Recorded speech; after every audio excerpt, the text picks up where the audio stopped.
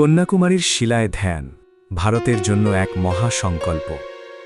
নমস্কার সকলকে, তোমার চৈতন্য হোক চ্যানেলের পক্ষ থেকে প্রণাম ও ভালোবাসা। 1892 সালের শেষের দিক স্বামী বিবেকানন্দ তখন সন্ন্যাসী হিসেবে সারা ভারত ভ্রমণ করছেন। উত্তর থেকে দক্ষিণ তিনি নিজের চোখে দেখেছেন ভারতের দারিদ্র্য, অশিক্ষা, কষ্ট আর মানুষের দুরবস্থা। এই সবকিছু তার মনে গভীর ব্যথা তৈরি করেছিল। পৌঁছালেন ভারতের শেষ প্রান্তে। দীর্ঘ ভ্রমণের শেষে তিনি পৌঁছালেন কন্যাকুমারী, ভারতের একেবারে দক্ষিণ প্রান্তে, যেখানে 3টি সমুদ্র মিলেছে।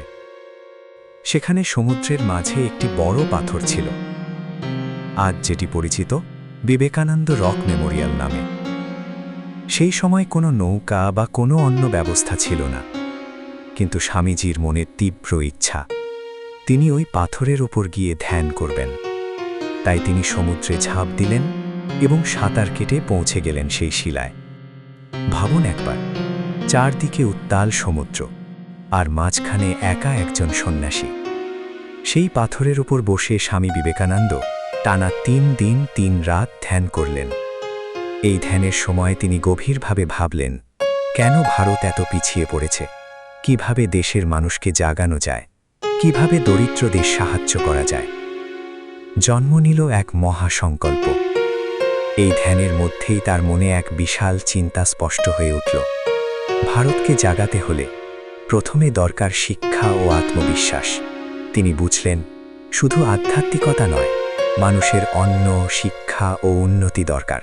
এবং তখনই তিনি সিদ্ধান্ত নিলেন, তিনি পশ্চিমে যাবেন, ভারতীয় সংস্কৃতি ও আধ্যাত্মিকতা বিশ্বে ছড়িয়ে দেবেন এবং সেই মাধ্যমে ভারতের উন্নতির পথ খুলবেন। এই ধ্যানই ছিল তার জীবনের এক টার্নিং পয়েন্ট। এর ফলেই তিনি আমেরিকায় যান, parliament of the world's religions 1893 এ ভাষণ দেন এবং বিশ্বমঞ্চে ভারতকে পরিচিত করে তোলেন। নমস্কার, আজকের এই গল্প আমাদের শেখায়, বড় সিদ্ধান্ত নেওয়ার আগে নিজের ভিতরে ডুব দিতে হয়। একজন মানুষের সংকল্প পুরো জাতির ভবিষ্যৎ বদলে দিতে পারে। আমি আবারও আপনাদের প্রত্যেককে জানাচ্ছি, যারা ঠাকুরের বাণী শুনতে পছন্দ করেন বা আধ্যাত্মিক কথাবার্তা শুনতে পছন্দ করেন, তারা অবশ্যই এই চ্যানেলটিকে সাবস্ক্রাইব করবেন এবং এই চ্যানেলটিকে এগিয়ে নিয়ে যেতে সাহায্য করবেন, যাতে আমি ঠাকুরের বাণী বা ভাবধারা প্রচার করতে পারি। সকলে ভালো থাকুন।